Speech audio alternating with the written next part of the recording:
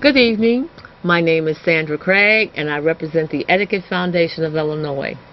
You are watching a live call-in television program brought to you on CAN TV. Let's Talk Etiquette. During the next 25 minutes, our topic of discussion will be civilization. I invite you to call in, call a friend, call a neighbor, even call an enemy, and tell them to tune in to Let's Talk Etiquette, because we're going to be saying some very important stuff today. And unfortunately, this is our last show for this series, for this running. But we'll be back. We'll be back, and we'll look forward to hearing from you and hearing your comments, your suggestions, and so forth. Our phone number is 312-738-1060. 312-738-1060. And of course, I'm not alone today. I have Mr. Dynamic himself, the etiquette maven instructor, Mr. Nathan Wright. Wow, what a wonderful introduction, and I really, really appreciate that introduction. You make me feel very special. You are special. I want to thank you.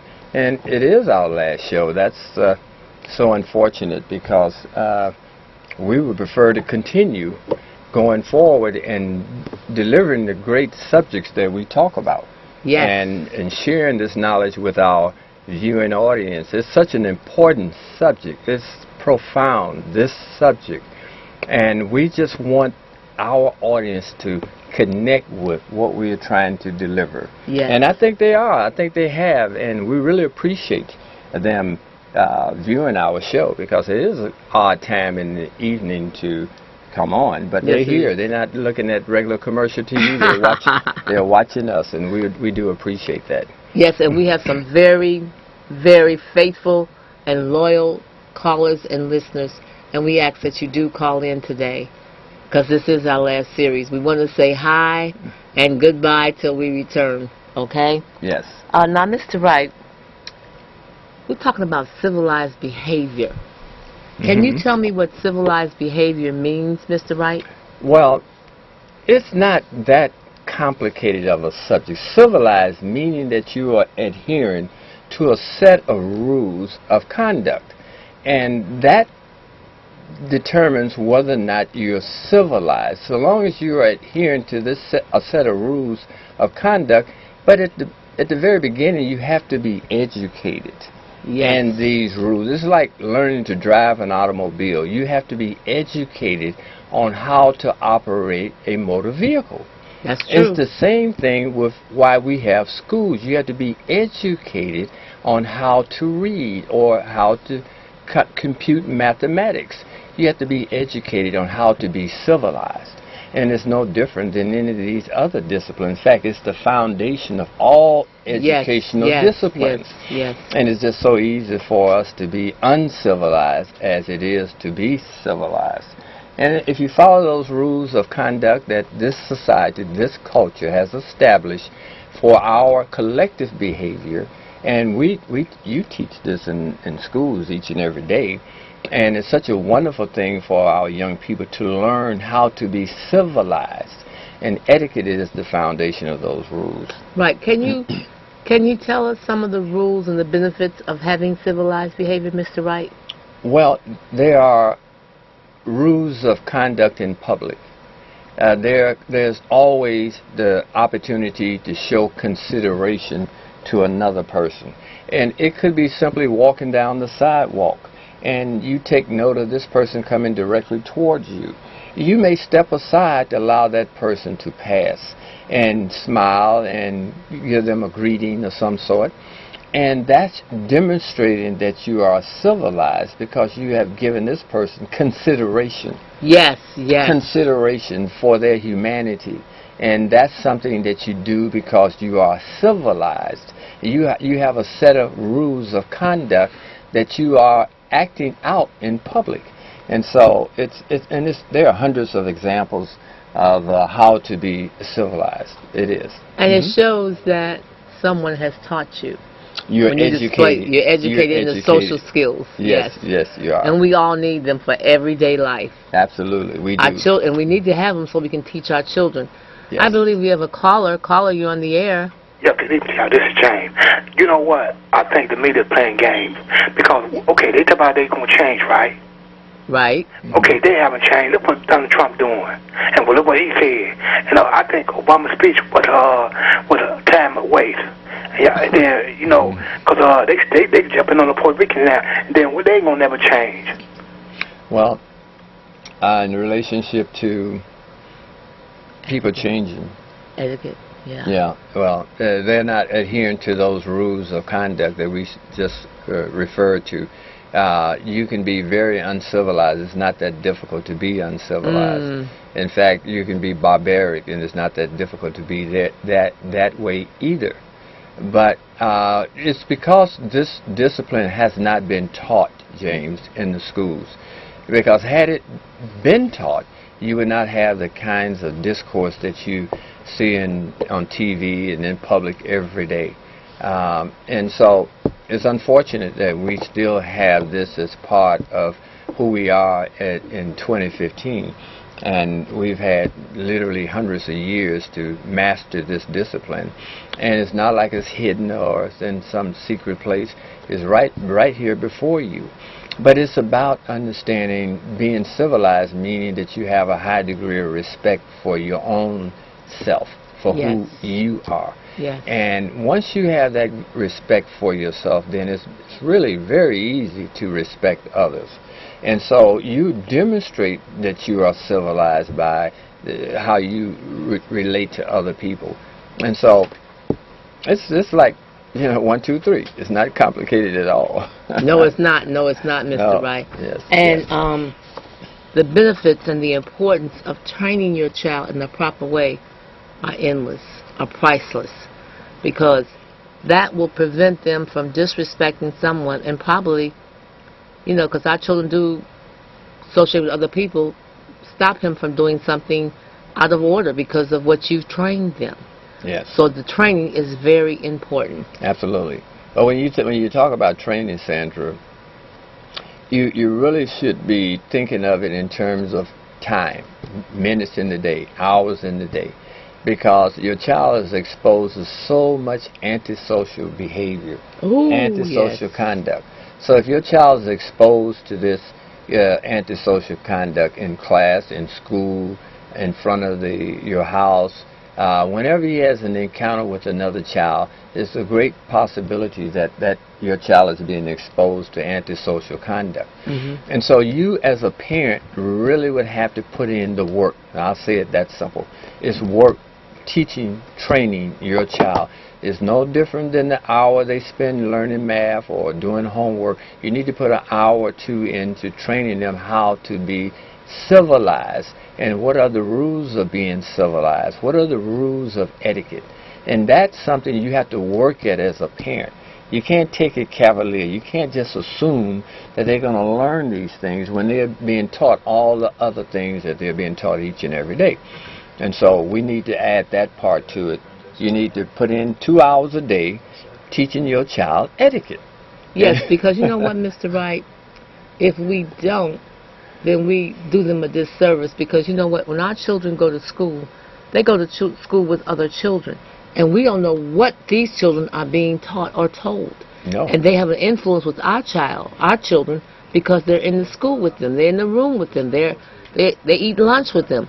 So you need to do your job before you send them to school. Absolutely, absolutely. Absolutely, yes. Absolutely. I believe we have a caller, Mr. Wright. Yes. Good evening. If you look at the facts, where you look at the University of Illinois or UCLA, these are the facts. If you are on the lower realm of the so-called economics, you need to put your children that go to schools that's in very affluent neighborhoods. Guess what? They wind up doing better. When you send children in those poor schools, what's in the neighborhood go right up there in the school. That's why it's so important parents navigate and make sure they put them in an arena where they can do well. You could talk about certain things all you want. They need to have certain types of reinforcement. They like in those poor schools, that's the reason why you have the problem. Because, like I said, all the problems in the neighborhood go right up there in the school. Well, I can somewhat agree with what I think that's Joe. Yes, Was it that is. Joe? Somewhat agree, but it's not just the middle class schools or the better, more affluent schools that they are doing better. Once the child goes into a school, that child is influenced by the whole institution of that school, how that school is operated. What are the basic rules of operating that school? What type of teachers are in the classroom? And we do know that in a poor community, that school is more likely to have children who have behavioral problems. That's just a higher number in the classroom. And if you have 3 or 4 children in the classroom who are misbehaving, that influences the other children in that classroom. Yes. But we don't have that problem once we go into a poor school. No, we do not. We don't. Those children are better than the middle class schools. And I have worked in some very poor schools and poor neighborhoods. Right. I worked at Crane High School. Yes. Where they almost made me take my etiquette book and run. Right. But I realized that if I leave, I haven't touched them. Even if I just plant a seed, I need to do that. And somebody else can come and water it. Yes. So I took my etiquette book and I went back to the school and I told the company I would not leave until the job was done. Do you know I won those children over? And these were high school students in Crane High School. Yes. And some of them were thinking that they were an adult like I was, So it was a challenge. But I met the challenge and I won them over. And there's nothing greater than touching someone else's life in a positive way. Absolutely. And it's the same with the lower grades too. First, second, third graders. You have been so effective, and our other instructors have been so effective with that grade level, with those poor, so-called poor children. They're not spiritually poor. They're not mentally poor, and they can learn how to be self-controlled and have discipline. Yes. And they take this subject and they run with it. And they are so pleased to be able to know exactly what is expected of them. And they are very cooperative. So it's the education that they are receiving. I guarantee you, Joe, give me the poorest school in Chicago, in Cook County, and we give us a year, and those children, you would think they were over at some Ivy League school paying $15,000 a year to go to school. I guarantee you wouldn't know the difference in those kids. Because we have changed lives. Changed lives. And we see these kids that come to school soiled, and grouchy, they're wearing the same clothes they had on yesterday. And we see this, and that doesn't change because we know how to change them from within. And so it's an honor to work with those kids. The kids at Lincoln is one example. You work with first and second graders at Lincoln. Right. And this is one of the poorest schools in the county. This is in Ford Heights. And that's, aside from a few other communities, that's one of the poor communities. And I've worked at Inglewood as well. Right. And so we worked at both levels on the so-called socioeconomically deprived schools and have been extremely successful, Joe. Extremely. Yeah. And I want to also add that love is the strongest force on this earth. And I have shown my students love. And they return that because that's what everybody's looking for, somebody to care about them. So, and they know I'm genuine. So if you want to help a child, let them know that you care about them. Yes. Okay, caller, you're on the air. Yes, good evening, guys. How you doing? How you doing, Steve? Yes, I'm doing great. Listen, thank you for the pizza, just a Steve. Real quick response, real quick. You know what? Everyone cannot afford to send their child to certain places. Some can. So, I understand that everyone wants a better education for their child, or better what they ever had, or what was given to them. They want to give the same thing to theirs. But you know what? I thought about that so much. Even a child that don't have means, and we always say everything starts at the house, but it also has to be implanted into the child. So when they do go to school, he's going to inquire, he's going to ask questions. Sometimes you might not could get it there, but like when we came up, we just had to go to the library. We walked to the library and in a group, and we talk, and we get in there and we talk, and we studied, and you found out things. So, and see, now we didn't have computers and all of these things. So I mean, I'm not too sure. Let your fingers do the walking, right, yeah, Steve? I'm not too much a great fan of that, but that's technology. That's a technology I'm not ready for that. You know, we asked for something and we got a lot out of that. So, but anyway, again, we have to think about a thought and then a step will get you towards things, and just laying around without a thought or a step, you ain't going to accomplish anything in life, and that's the bottom line. So it doesn't make no difference if you go to a great school or a school that's not doing good, but we're going to have to do some really thought. Listen, real quick, let me tell you something. I have enjoyed y'all all season, my family and I. Thank you. You make me feel so good for that few minutes to be in a fantasy world, or think that I'm back in Mayberry, or what things could actually be. See, that's what people really need to get out of y'all's show, is what things could be if we just try. Yes, you know, yes. Don't go to McDonald's all the time. When you get a little extra cash, go to a nice restaurant. Right. Go and be places where you don't fit, but you would like to fit in. Right. Listen, use your eyes. It will do a lot of things for you. It's a word that we call motivation. Motivation, yes. And I don't know how anyone could be motivated laying around with people that don't want to be motivated. How in the heck can you be motivated? You know, you're gonna be discouraged, you right? You gotta go somewhere and see things. This is why your show is so important, because y'all guys give people a thought and a hope. Yes. Everybody don't get it. It ain't meant for everybody to get it, but who do truly enjoy y'all. Listen, there was a little treat there for y'all. Yes, we wanted to tell you. Let's all say it together. Thank you, Steve. You're very welcome, and this means a lot from my family to y'all guys. It meant a lot to us too, I hope Steve. that you'll be back next year. Yes. I hope that things are much better if we still around here, and the ones that's not going to be around here. I hope some things we say and do will make people just to tune in. You know, just to listen. Because trust me, it's nothing like a dream, man. It's nothing like to see how things could be. And that's what y'all give, hope and dreams. Listen, I truly love y'all guys. We love you too, Steve. I'm going to be looking out for y'all next season. I hope that new place over there on Woods. And Sylvia, she's a very good woman over there. Yes, she is. And don't worry, I will make sure that I will keep up with y'all guys.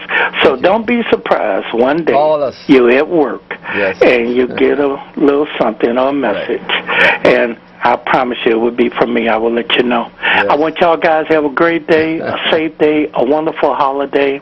And everyone else is listening, I hope they have the same. You don't have that much, as long as you got a bread. Enjoy it. Enjoy yourself. Listen, I don't want to hog the show, because I know there's many other people that you need to speak to. And again, I'm going to miss y'all. I'll see y'all next time. We're going to miss you too, Steve. And let me get out there so I can hear y'all's response. Right. Well, one of the things, and thank you, Steve, again, you really made our show what it is today. You made a tremendous contribution. We wouldn't be the show we are without your call. That's just how important Steve's call is to what we're doing. Yes, we look forward to hearing from you, Steve. Absolutely. And just one point to what Steve said about education. The education that we received 30, 40, 50 years ago was a better education than our children are getting today. And we didn't have any computers. We didn't even have a little calculator to calculate math. You had to work it out with your work it out with your brain and the pencil and the paper. That's how it went. Right. But all of the great scientific developments came before the computer. They had on TV recently, the guy who invented the transistor was on TV. He won the Nobel Prize. They didn't have computers back then and all these conveniences in the school, but we got a better education back 50 years ago than we're getting today. Thank you, Steve. And that's what Steve made very and clear. we appreciate you, Steve, for Absolutely. everything you do and have done. Absolutely. I believe we have another caller. Caller, you're on the air. I'm going to make my comment real quick. I used the word earlier before, navigate.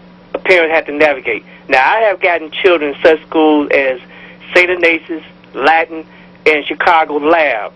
And parents, in some situations, paying no more than $25 a month. You got parents out here, if you tell them about how they get their child on some type of sports team, guess what? It's no problem. But you tell them about how they get a child a scholarship, would have to write an essay, they're not on board with that at all. Now, there is opportunity out there for children, and I'm going to make this last quick comment. Now, you talking about going to a real tough school? Let me see you going to Robeson, because I got teachers there that say they feel though they should be paid combat pay. And let's see how well your program could do there. We'll go to Robeson. We'll take you up on that, Joe. Yeah, I mean, the schools out here are not the best in the public school system that he referenced, but there are some great schools that are serving our children. They're not all bad schools. No, they're not. Simply because they're in an impoverished community. And I believe we are having an impact on some of those schools. Oh, yes, we are. And even though we're not there. But I want to take this time to present you with something before we go off the air. Because of your dedication and because of your sacrifices and because of your commitment, but more so because of your love for our children. And you have demonstrated that time in and time again. And I have seen with my own eyes the impact you have had on our children. It brought tears to my eyes in many cases. So I want to take this opportunity from the Etiquette Foundation of Illinois to present you with a bouquet of roses for being the host of Let's Talk Etiquette. Oh, this is so special. This is so special. Oh, thank you. Thank you. Thank you. Thank you. Thank you. Thank you. She deserved it. I just want to thank the Etiquette Foundation and Mr. Nathan Wright, because it's me that should be thanking them for giving me the opportunity to teach our children, to touch their lives, to make a difference. So the thanks is from me to them. Yes. I thank them for the roses, but I thank them more so much for being able to touch the children's life. And I can't wait till I can get back into some of the classrooms that I need to be in. And I know it's going to happen. Yes. I know it's going to happen. You're coming back. Yes, I am. Absolutely. Yes, I am. You have lives to save. And we say that literally because when you change a child's thinking, you change that child's direction. You influences that child's behavior. And so I would bet my life none of the children you have trained would pick up a gun and kill another person. No. I would bet my life on that. Because the messages you leave with them, the way you touch them, the way you share your love with them, there's no way that child could do something like that. It just would not happen. And I really appreciate what you're doing to save lives. This is what this is about. This is about saving lives. I'm tired of seeing mothers on TV crying about their child. Yes. This has to stop. Yes, yes, yes. And it starts with us, because we have to make a difference. We have to lead. We have to guide. We have to instruct our children and even some parents. Because remember now, your classroom is anywhere you are. I've said that throughout this series. If it's in the mall, if it's in the grocery store, don't complain. Don't talk about our children. Help them. Because when somebody's acting out, what they're doing is they're actually asking for help. So let's help our children. Let's save our children. Let's all do it collectively. You don't have to be in the Board of Education. You don't have to be in a classroom. You can help a child wherever you come in contact with them. Give them something positive to look forward to do. And I promise you, you'll feel so good when you know you've helped another person. Because I promise you, there's no greater gratitude than touching a child's life. I know that it's some things that we do for money, but I want you to know I would teach a child anything for free because I know that that's what I'm instructed to do, and my passion is helping our children. Why don't you think about what your passion is? Is your passion to help another person? Is your passion to save a life? Think about it, because that's what counts, and that's what's important. Absolutely. Well stated. Thank you. Well stated. Stated. So, unfortunately, we're out of time, Mr. Wright. And this is our last series, but we promise we will be back. And remember, I want to hear what you did while we were away as far as helping our children, because it takes a village to raise a child.